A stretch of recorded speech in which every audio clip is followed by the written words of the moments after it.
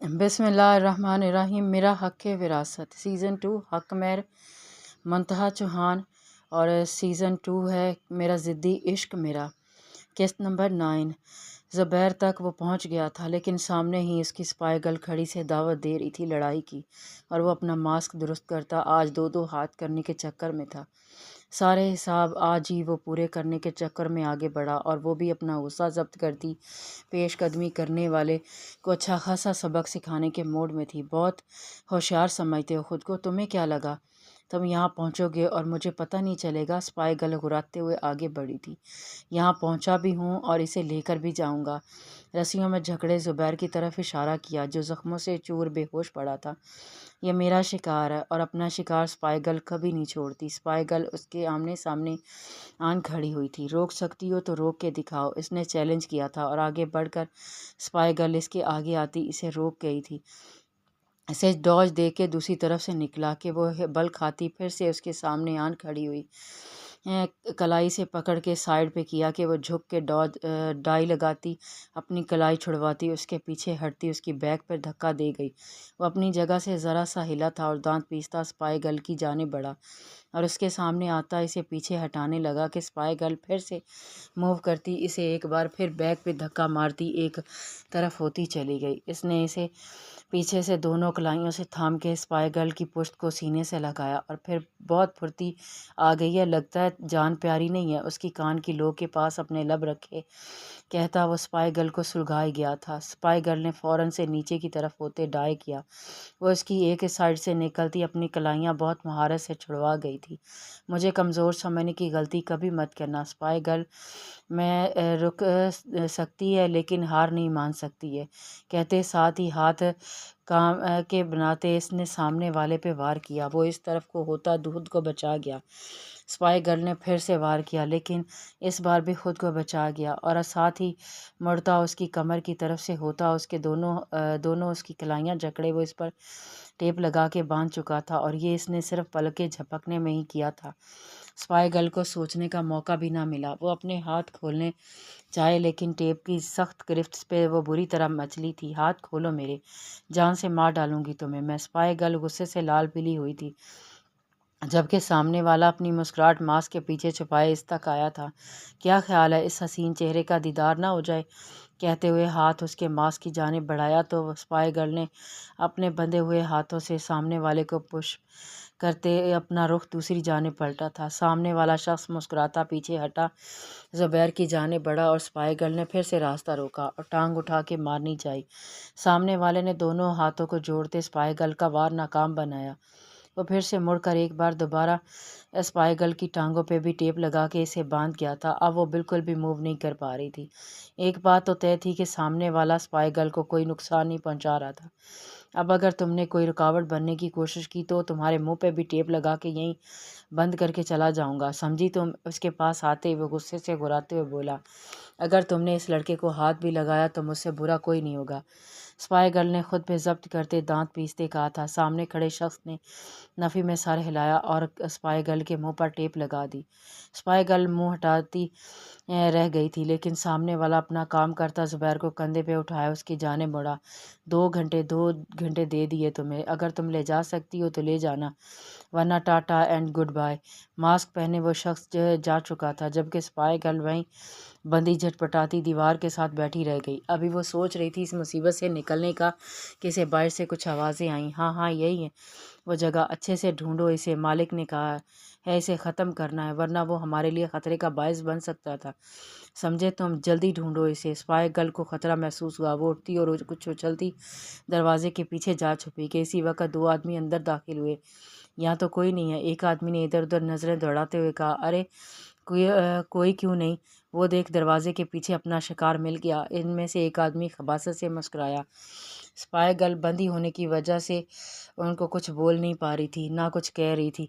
ऐसे इंतहा का गुस्सा आया था, और गुस्से में इसकी सोचने समझने की सारी सलाहियत ही मफूद हो जाती थी। अपना गुस्सा इसे काफ़ी दफ़ा नुकसान उठवा चुका था, लेकिन शायद इस बार का नुकसान काफ़ी सख्त होने वाला था। इनमें से एक आदमी चेहरे पर मकाराना हंसी सजाए स्पाई गर्ल की जानिब बढ़ा। आनिया की आंख खुली तो वो खुद को मीर हादी की बाहों में पाया।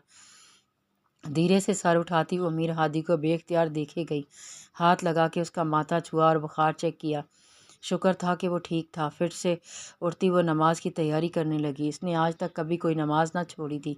نماز پڑھتے اسے دلی سکون ملتا تھا اور وہ خود کو اللہ کے حصار میں پاتی تھی۔ اس کا دل مطمئن ہو جاتا تھا۔ نماز پڑھ کے دعا مانگتی تو سب کا باری باری نام لیتی تھی۔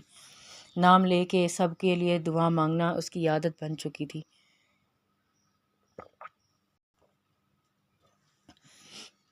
اب ناموں میں میر ہادی اور اس کے گھر والے بھی شامل ہو چکے تھے۔ دل سے سب کے لیے دعا مانگتی کہ وہ اٹھتی میر ہادی کے پاس آتی، اس پر پھونک مارتی، اس کے پاس ہی بیٹھ گئی۔ ہادی دھیرے سے اسے پکارا لیکن وہ گہری نیند میں تھا، بیدار نہ ہوا۔ ہادی وہ 2-3 بار پھر سے پکارا لیکن جواب ندر۔ اب کی بار آنیہ نے الارم لگا کے ہادی کے کان کے پاس رکھ دیا۔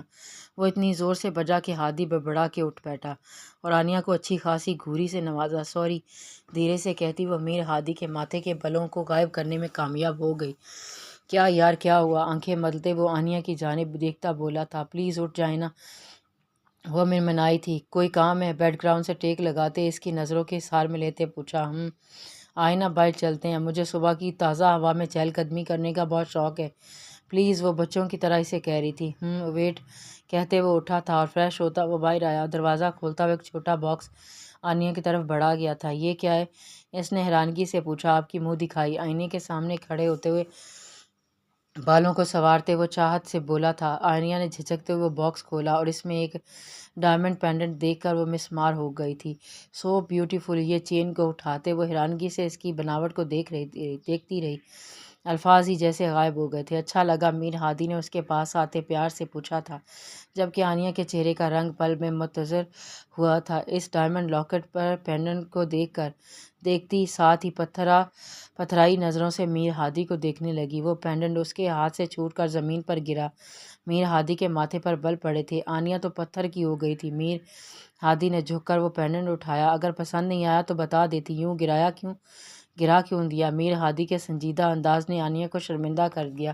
سوری، وہ غلطی سے ہاتھ سے۔ آنیہ کو سمجھ نہ آیا کہ اپنی فیلنگز کیسے چھپائے۔ پہنا دوں؟ میر ہادی نے درگزر کا مظاہرہ کرتے ہوئے آگے ہوتے ہوئے پوچھا۔ آنیہ نے چہرے کو بمشکل مسکراہٹ میں ڈھالتے رخ موڑ کے بال پیچھے کرتے جیسے میر ہادی کو اجازت دی تھی۔ میر ہادی نے آگے بڑھ کر وہ فلاور والا ڈائمنڈ پینڈنٹ آنیہ کے نازک گلے کی زینت بنا دیا تھا۔ پہناتے اس کے ہاتھ کا لمس محسوس کرتی آنیہ کا دل دھڑکا تھا، لیکن وہ اپنے احساسات چھپا گئی تھی۔ میر ہادی نے اس کا رخ اپنی جانب موڑا۔ آنیہ، یہ پینڈنٹ مجھے بہت عزیز ہے، اس سے میرے بہت اپنے کی یاد جڑی ہے۔ میں چاہتا ہوں آپ اسے کبھی اتاریے گا مت اور ہمیشہ اس کی حفاظت کیجیے گا۔ کچھ چیزوں کی قیمت ان سے جڑی کچھ باتوں سے بہت بڑھ جاتی ہے اور میرے لیے یہ انمول ہے جسے آپ کہتے اس کے ماتھے پر دہکتے لب رکھے تھے۔ آنیہ اندر تک سرشار ہوتی۔ میر ہادی ایک ٹھنڈے مزاج رکھنے والا انسان تھا، ایسا آنیہ کو محسوس ہوا تھا، لیکن اس خاموش طبع انسان کے اندر کیا طوفان چھپا تھا اس سے وہ قطعی انجان تھی، اور اس دن وہ طوفان کا راز کھولنا، اس دن آنیہ بھی اس طوفان کی زد میں آنے والی تھی۔ اتنی بھی کیا جلدی ہے؟ اس سے پہلے وہ اسپائی گرل کو چھوتے اسی ماسک والے شخص کی اچانک وہاں موجودگی محسوس کرتے وہ بری طرح چونکے تھے۔ سر جھکائے ایک طرف وہ ایک ماسک والے شخص کو دیکھ کر حیران ہوتے پلٹے تھے اور اس پر اٹیک کیا تھا، لیکن آگے وہ بھی شیر تھا، ہر وار کا مردانہ وار مقابلہ کرتا وہ انہیں چاروں شانے چت کر چکا تھا، فون پہ کسی کو انفارم کرتا وہ انہیں بھی ٹھکانے لگانے کا بندوبست کر چکا تھا۔ دھیرے سے آگے بڑھتا وہ اسپائی گرل کے منہ سے ٹیپ اتار چکا تھا، جبکہ وہ خاموش ہی رہی تھی۔ اس کے بعد اس کے پاؤں اور ہاتھ کھولتا وہ جھٹ سے پیچھے ہوا۔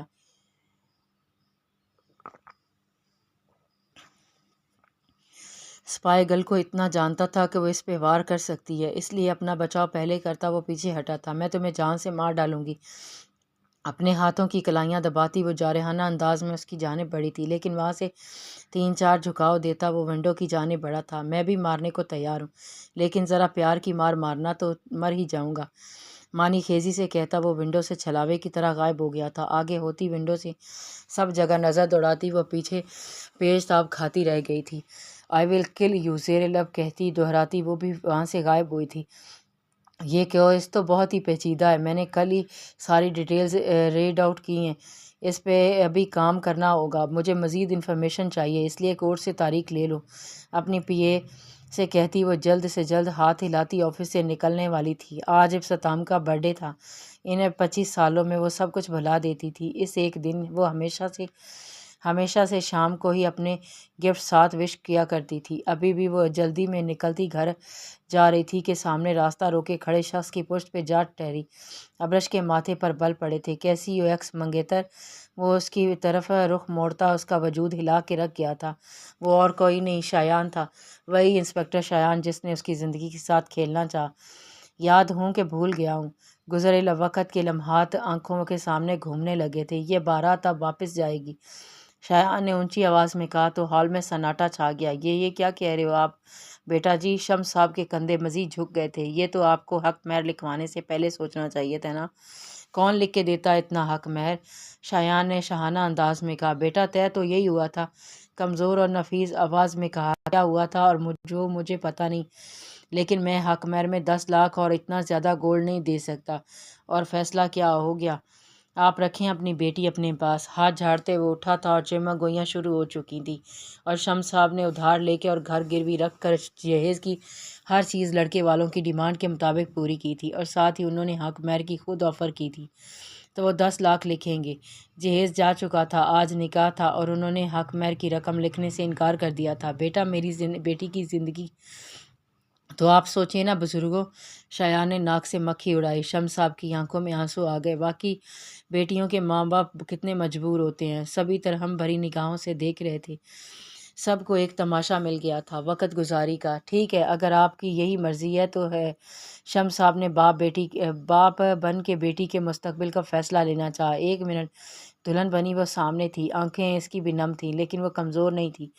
سب کی نظریں اس پر اٹھی تھی۔ دولہے کے مقابل جا کھڑی، مجھے تم سے شادی نہیں کرنی، اونچی آواز میں بولتی، انگلی اٹھا کے کہتی وہ سب کی بولتی بند کر گئی تھی۔ ابرش بیٹا کیا کہہ رہی ہو؟ شمس صاحب نے گھبراتے ہوئے بیٹی سے کہا تھا۔ ٹھیک کہہ رہی ہوں، آپ سب نے نہ مل کے بیٹیوں کا سودا کرنا شروع کر دیا ہے۔ بیٹی بھی دو اور جہیز بھی دو، اور بدلے میں حق مہر لو۔ یہ کون سا نکاح ہے، کون سی سنت ہے؟ ایک مقدس فریضے کا مذاق بنا کے رکھ دیا آپ سب نے۔ آنسو نہ چاہتے ہوئے بھی گالوں پر بہہ رہے تھے۔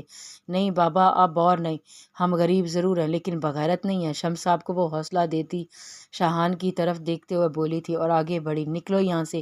شاہان نے حیرت سے اسے دیکھا۔ اپنی منحوس شکل لے کے یہاں سے دفع ہو جاؤ۔ غصے سے آخری حدوں کو چھوتی وہ شاہان سمیت سب کو سکتے میں ڈال گئی تھی۔ شاہان نے اس کی آنکھوں کے آگے چٹکی بجائی۔ کیا ہوا؟ اپنی بے عزتی یاد آ گئی؟ تمسخر اڑاتے کہا۔ تم زندہ ہو؟ ابرش کو اسے دیکھ کر صحیح نہیں لگا تھا۔ ہاں تو تم کیا سوچ رہی تھی کہ تم نے اور تمہارے شوہر نے مجھے مار ڈالا اور شاہان مار گیا؟ ہاں میں آ چکا ہوں واپس تمہاری زندگی میں آگ لگانے۔ وہ دھیرے سے آگے بڑھا، جبکہ پارکنگ ایریا اب خالی ہونے جا رہا تھا۔ اکا دکا گاڑیاں ہی رہ گئی تھیں، لیکن شاہان اسے صرف دھمکیاں ہی دے سکتا تھا۔ اس کا ڈرائیور اور گارڈ اس کے ساتھ ہی تھے۔ وہیں عام عورت نہ تھی، وہ عام عورت نہیں تھی، ایک مشہور ہستی تھی۔ اس نے پہلے بھی منہ کی کھائی تھی، تم اب بھی منہ کی ہی کھاؤ گے۔ ابرش نے سرد انداز میں کہا۔ اچھا، اس بار ارادہ تو تمہاری اولاد کا جینا حرام کرنا ہے نا؟ اور خبردار شاہان، میری اولاد کی طرف آنکھ اٹھا کر بھی دیکھا تو آنکھیں نوچ لوں گی۔ ابرش نے انگلی اٹھا کے جارحانہ انداز میں وارن کیا تھا۔ بہت تڑپ لگی ہے نا؟ چلو دیکھتے ہیں کیسے بچاتی ہو اپنی اولاد کو برباد ہونے سے۔ شاہان اسے مزید تپا کے وہاں سے جا چکا تھا، جبکہ ابرش کو ایک نئی پریشانی لاحق ہو چکی تھی۔ افتتاح کا گفٹ اس کے ہاتھ میں تھا، لیکن اب جیسے سب چیزیں سے اس کا دل اچاٹ ہو گیا تھا۔ بے دل ہو کے وہ گاڑی میں بیٹھی۔ گھر کی بجائے اس کا رخ آنیہ کے گھر کی طرف تھا۔ آنیہ اس کے سب سے زیادہ نزدیک تھی، اس کی دوست، اس کی غمگسار، اپنی ماں کے ہر دکھ سکھ کی ساتھی تھی۔ ایک جیسے دو پینڈنٹ کیسے ہو سکتے ہیں یہ؟ آنیہ گلے میں پہنائے گئے پینڈنٹ کو ہاتھ لگاتی سوچتی چلی جا رہی تھی۔ یہ سیم وہی تھا، وہ کیسے بھول سکتی تھی؟ کیا یہ اتفاق ہے یا کسی؟ لیکن میر ہادی سے کیسے پوچھوں؟ نہیں، ابھی نہیں۔ انہوں نے کیا اس پینڈنٹ سے اس کو کوئی یاد جڑی ہے؟ مجھے وہ پتہ کرنا ہوگا، اور اس کے بعد ہی میں۔ دروازے پہ ہوتی نوک پہ وہ چونکی تھی۔ بھابھی جی، آپ کی امی آئی ہیں، کشش بی بی نے آپ کے وہ نیچے بلا رہے ہیں۔ ملازمہ گل بانو نے اسے اطلاع دی تھی۔ ماما یوں اچانک؟ وہ حیران ہوتی نیچے آئی، جہاں ابرش اور کشش میوے گفتگو تھی۔ السلام علیکم ماما۔ وہ خوش دلی سے ماں سے ملی تھی۔ ابرش نے اسے گلے لگایا تھا۔ کیسی ہے میری بیٹی؟ ابرش نے اس کا کھلتا چہرہ دیکھ کر سکون کا سانس لیا۔ الحمدللہ ماما، آپ دوبارہ آئے ہی نہیں، میں نے آج سارا دن ویٹ کیا، پیارا سا گلہ کیا تھا۔ بیٹا آنا تھا آپ کو لینے رسم کے مطابق، لیکن آپ کے ڈیڈ نے کہا کل جائیں گے، پر میرا دل اداس ہوا تو ملنے چلی آئی۔ سو بار آئیں، آپ کا اپنا گھر ہے۔ کشش نے باتوں میں حصہ لیا۔ آپ بیٹھ کے باتیں کریں، میں کچھ کھانے کو لاتی ہوں۔ کشش مسکراتے ہوئے وہاں سے اٹھ گئی۔ ماما اپنے ڈیڈ کو وش کیا۔ اچانک سے آنیہ کو یاد آیا، نہیں۔ ایک لفظی جواب پہ آنیہ بس ماں کو دیکھتی رہ گئی۔ ماما آج آپ نے گھر میں چھوٹی سی پارٹی کا ارینج کیا ہے، آپ بھی شامل ہو جاتی، ڈیڈ کو اچھا لگتا۔ پارٹی کے نام پر ابرش نے سر اٹھا کے آنیہ کو دیکھا۔ پارٹی؟ ماتھے پہ بل پڑے۔ آنیہ نے سرپرائز پلان کیا ہے۔ آنیہ کی آواز دھیمی پڑ گئی تھی، اسے لگا شاید اس نے بتا کے غلطی کی ہے۔ میں چلتی ہوں، دیر ہو رہی ہے۔ ابرش وہاں سے اٹھ گئی۔ ماما ایسے کیسے؟ ہم آپ نے تو کچھ لیا بھی نہیں ہے، کشش آنٹی ناراض ہو جائیں گی۔ آنیہ کو ماں کی فکر ہوئی اور روکنا چاہا۔ شی، میں بات کر لوں گی، آپ اپنا خیال رکھنا۔ کچھ کام یاد آ گیا، پھر آؤں گی تو آپ کا ہاتھ کا بنا کچھ کھاؤں گی، پیار سے اسے گلے لگا کے کہتی وہ جا چکی تھی، جبکہ آنیہ کو اپنی ماں کے لیے دکھ ہوا تھا۔ جاری ہے۔